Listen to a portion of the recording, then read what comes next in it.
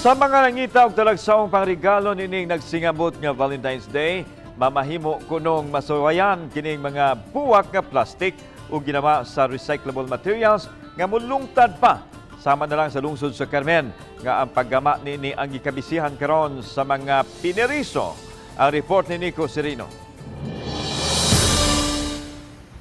Sud sa prisuhan sa PNP Carmen, kini mga persons under police custody na busy pagkuri-kuri sa lain-lain nga mga materyales. Bag-uhay pa nilang gisugdan ang paglusad ug livelihood program alang sa mga piniriso. Gamit ang mga recycled materials, sagad mga iglalabay nga plastics, straw ug alambre aron makahimo og maporma nga mga buwak, bouquet man o pang decoration.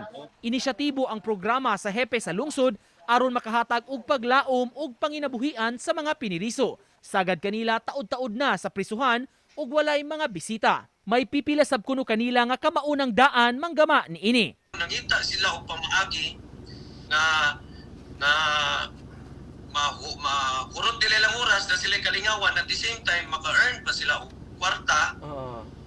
Tapos ang uban diha nga naihagdan gyapon sa ilang mga tagtungod mo na ilang ihatag-hatag gamay. Ang ilang mga produkto gidisplay karon sa police station nagkantidad sa tag 350 ngadto sa tag 500 pesos depende sa disenyo. Malipayon sila nga gahapon lang nahalinan sila niini maong duna na sila'y pondo nga mapuhunan alang sa programa. Ug ning nagsingabot nga Valentine's Day, haom sab kuno kini nga gift idea nakatabang na sa environment pinaagi sa recycling, nakatabang sab sa mga naggama niini. Namang tarpaulin i-post na mo ni sa public areas.